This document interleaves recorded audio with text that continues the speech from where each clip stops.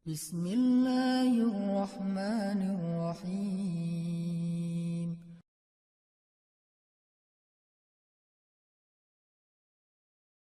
Assalamualaikum warahmatullahi wabarakatuh.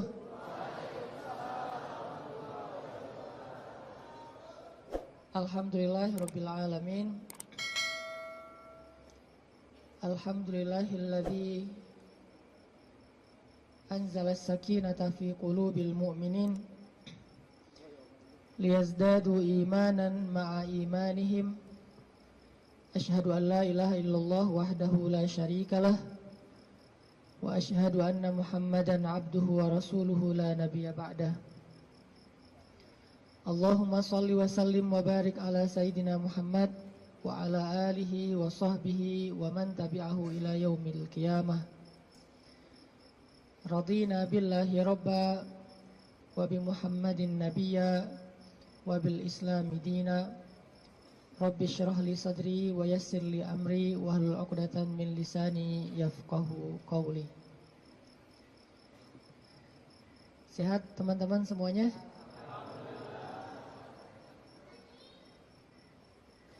Kapan insya Allah?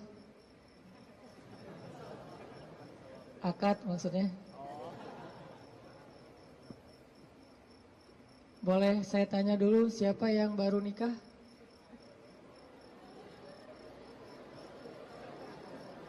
Siapa yang baru mau nikah? Baru mau. Wah, banyak di belakang ternyata. Di depan nggak ada yang mau.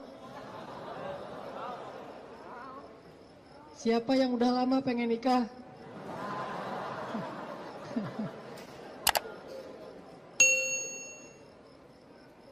Kalau nikah tuh jangan kepengen ya. Langsung datang aja. Ditolak, datang lagi, ditolak, datang lagi. Kayak Julaibib. Pantang menyerah. Kita hari ini bahas apa? Jangan salah fokus. Fokusnya itu kalau di kamera yang otomatis itu adalah wajah ya. Jadi kan ada tuh kalau kita foto langsung nyari wajah. Kalau orangnya geser, fokusnya geser. Jadi dia nggak pernah gagal. Gak mungkin dia fokus ke wajah, tiba-tiba ngambil sepatu gitu. Sepatunya pink misalnya. Gak mungkin kan? Artinya hari ini kita bahas tentang fokus dalam mencari cinta. Fokus dalam mencari cinta. Salah fokus dalam mencari cinta itu mungkin maksudnya adalah kalau kita mencari cinta itu mungkin buat mencari kesenangan dunia saja. Coba kita belajar mencari cinta itu untuk ngedapatin akhirat. Menurut saya itu lebih true love, lebih endless love. Kenapa? Karena cinta yang paling endless itu adalah cinta yang dibawa sampai ke akhirat. Jadi cinta di dunia dan di akhirat. Tapi sebelum kita menemukan cinta-cinta apapun dalam hidup kita, coba kita belajar ngedapetin cinta Allah Subhanahu wa ta'ala. Karena Allah lah yang pemilik segala cinta. Kalau Allah udah cinta kepada hambanya, maka Allah Subhanahu wa ta'ala akan menitipkan rasa cinta di dalam hati semua hambanya untuk orang yang dia cintai. Kalau Allah cinta sama kita, Allah akan titipkan rasa cinta kepada semua makhluk agar mencintai kita. Tapi kalau Allah nggak cinta kepada seseorang, Allah cabut rasa cinta dari semua makhluk, sehingga nggak ada yang mencintai kita kecuali karena hawa nafsu. Jadi kalau kita pengen ngedapetin cinta sejati, cintailah dulu dan raih pula cinta pemilik hati, yaitu Allah Subhanahu wa ta'ala. Jadi hari ini kita akan coba bahas tentang jangan salah fokus dalam mencari cinta. Oke, saya akan angkat kisah cinta Nabi Musa alaihissalam. Ada di surat apa teman-teman? Kisah cinta Nabi Musa. Nabi Musa pernah jatuh cinta? Pernah, kepada istrinya. Tahu nggak cerita Nabi Musa ketika pertama ketemu sama pasangannya, sama istrinya?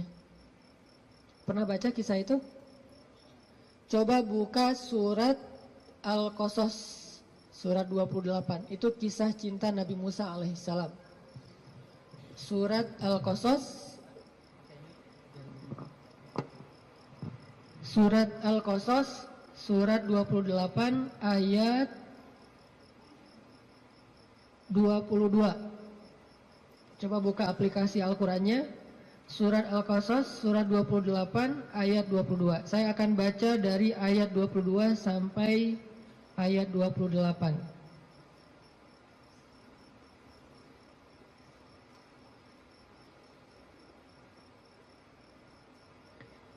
Surat Al-Qasas ayat 22 sampai 28. A'udzu billahi minasy syaithanir rajim. Bismillahirrahmanirrahim. Walamma tawajjaha tilqa'a Madyana qala 'asa rabbi an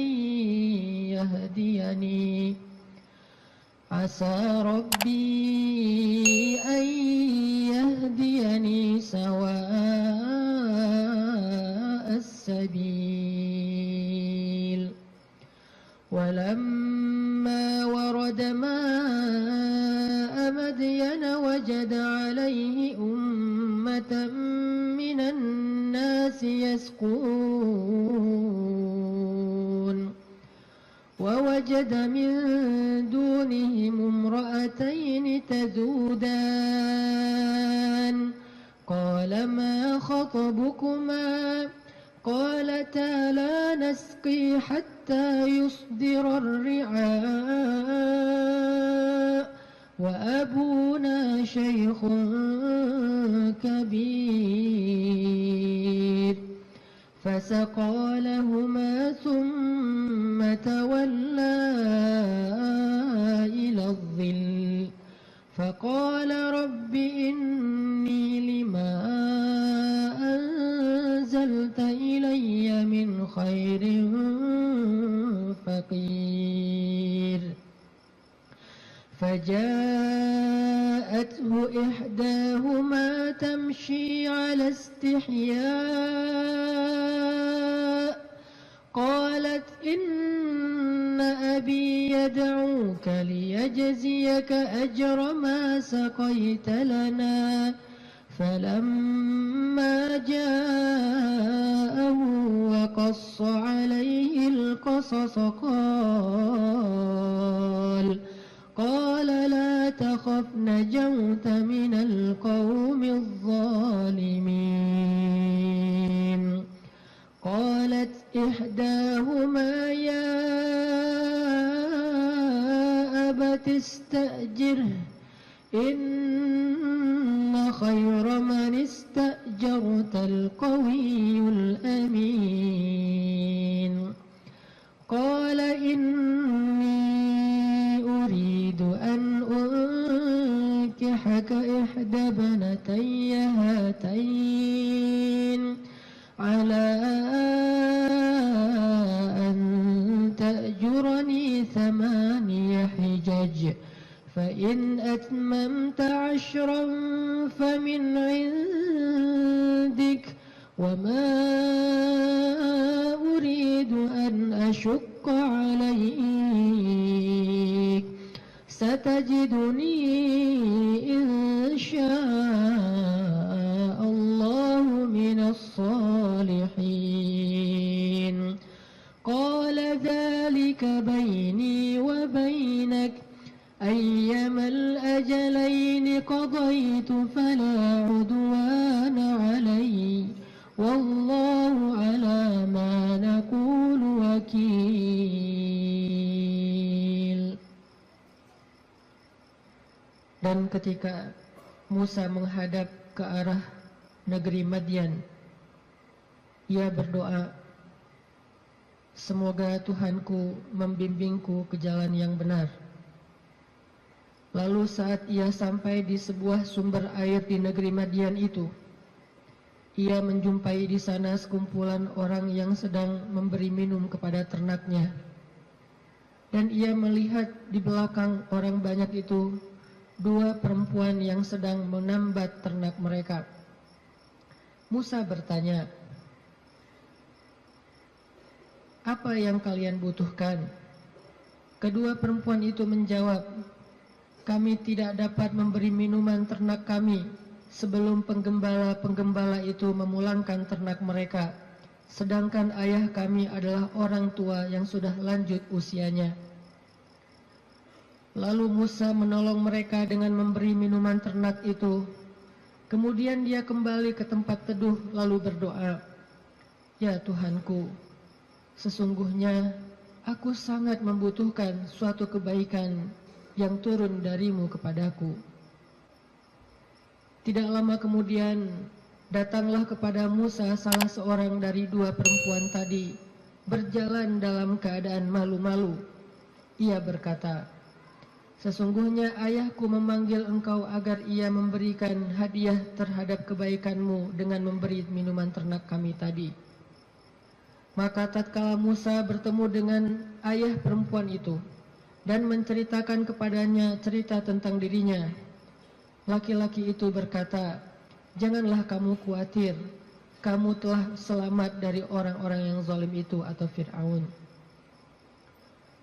Lalu salah seorang dari kedua perempuan itu berkata, wahai ayahku, ambillah ia sebagai pekerja kepada kita. Sesungguhnya orang yang paling baik yang engkau ambil sebagai pekerja adalah orang yang kuat lagi dapat dipercaya. Berkatalah laki-laki itu, sesungguhnya aku ingin menikahkan kamu dengan salah seorang dari putriku, dengan dasar bahwa kamu bekerja kepadaku selama 8 tahun. Dan jika kamu cukupkan 10 tahun, maka itu adalah satu kebaikan darimu. Maka aku tidak hendak memberati kamu, dan kamu insya Allah akan mendapatiku termasuk orang-orang yang baik. Musa berkata, baiklah, itulah perjanjian antara aku dengan engkau. Yang mana saja dari kedua waktu yang ditentukan itu aku sempurnakan, maka tidak ada tuntutan tambahan atas diriku lagi, dan Allah adalah saksi atas apa yang kita ucapkan. Shadaqallahul azim. Teman-teman yang dirahmati Allah Subhanahu wa taala, itulah kisah, salah satu penggalan kisah dari kisah Nabi Musa yang sangat panjang di dalam Al-Quran. Nanti kita bisa melihat bagaimana Nabi Musa tetap fokus kepada cita-citanya, tetap fokus kepada keinginannya, tetap fokus kepada himmah, azam, apa yang selama ini dicari oleh Nabi Musa alaihissalam. Walaupun adegan hidupnya berubah-ubah. Karena manusia itu menjalani hidup dengan adegan yang kadang-kadang kita tidak menduga. Saya merasa bahwa hidup saya itu penuh dengan kejutan dari Allah. Saya orang Aceh asli, anak dari orang tua yang mungkin bukan orang kaya, tapi tiba-tiba Allah mentakdirkan saya kuliah di Mesir. Lalu pulang dari Mesir saya tinggal di Bandung. Sampai hari ini banyak adegan dalam hidup kita itu, banyak hal yang kita nggak pernah menduga. Adegan hidup bisa berubah, tetapi azam harus tetap ada di dalam diri kita, di dalam hati kita. Sehingga adegan-adegan yang kita alami, apakah itu adegan sekolah, belajar, adegan menikah, adegan bekerja, adegan berteman, semua adegan dalam hidup kita itu harusnya menjadi sebuah potensi, kekuatan, dan penyemangat buat kita mendapatkan apa yang sudah terazam dalam hati kita.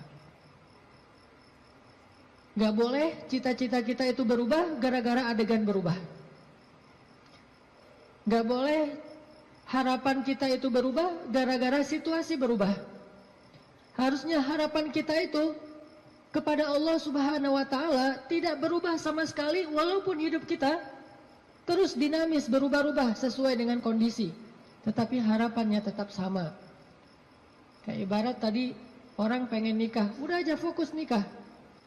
Kalau dia bekerja, niatnya bekerja supaya bisa mempersiapkan mahar yang layak buat calon kekasih.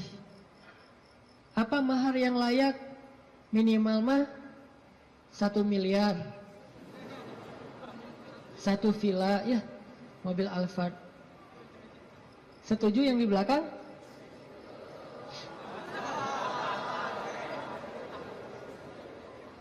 Kalau nggak sampai segitu pun minimal 1 motor, rumah kontrakan, sama pendapatan yang cukup untuk kita berdua. Yang saya sebut dengan cukup, kadang-kadang cukup itu lebih baik daripada lebih loh. Benar nggak?